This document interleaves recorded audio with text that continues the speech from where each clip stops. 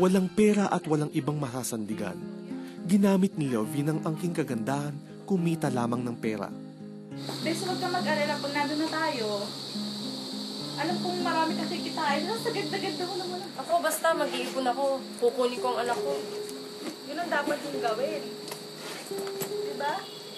Ano, okay na yung ticket mo? Oo, ikaw. Oh, sige, okay na ako.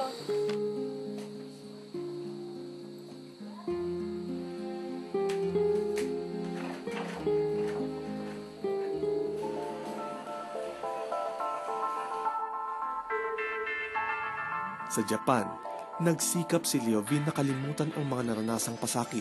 Nilunod niya sa pag-inom at pagtatrabaho ang sarili. Hindi niya inakala na dito muling titibok ang kanyang puso. Nakilala niya ang isang Hapon. Sa kanya naranasan muli ni Leovin ang pagmamahal. Sa kauhawan niya sa pagkalinga, pumayag siyang makipagrelasyon dito. Matapos ang ilang taon, nagbunga ang kanilang pagsasama. Ito na marahil ang matagal ng pangarap ni Leovin na naisa sa katuparan.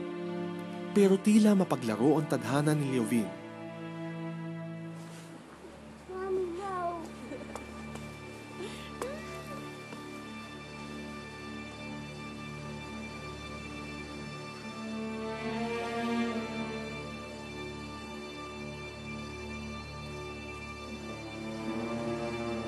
What is this?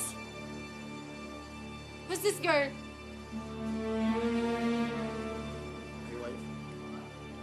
Your wife? You have a kid? You're such a liar! Honey, don't leave me. Sa pakikipaghiwalay ni Leovin sa kanyang asawang Hapon, naputol din ang sustento nito. Mag-isang iginapang ang kanyang mga anak. Sa gabi, dinodoble niya ang naiinom sa pagte-table ng mga Hapon. Sa umaga naman, sumasideline ng kung ano-ano, mapunan lamang ang mga pangangailangan. Ang lahat ng pagpapagal na ito, unti-unting pinababagsak ang kanyang katawan. Hanggang sa isang araw, di na kinaya ni Leovin ang pagod.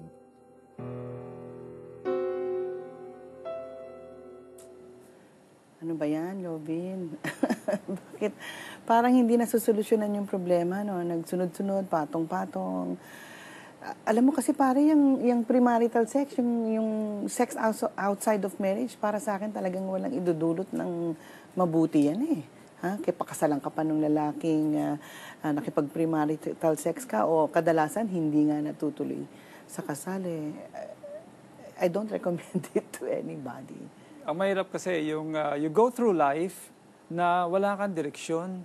Kumbaga sa nasa gitna ka ng dagat o na starless dark night, wala kang compass.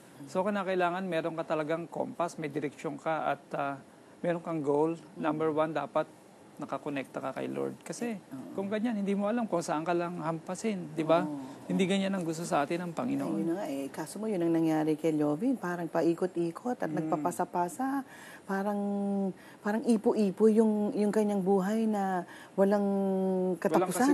Walang kasiguruhan kung saan siya pupunta, no? Nakita naman natin, palpak ho ang lahat ng solusyon o sa kalutasan ng problema ang ginawa ni Leovin. Saan pa siya babaling ngayong iginupo na ng karamdaman ang kanyang katawan? Ano ang mangyayari sa kanyang mga anak? Paano na ang katuparan ng kanyang pamilyang pangarap? Magugulat kayo sa mga susunod na pangyayari sa buhay ni Leovin. Bago buhay na ako eh. Uwi ka na dito sa Pinas. Ako bahala sa ating mga anak. Nanay, ikaw nang bahala sa kanila, ha? Tawarin mo ako. Susunod na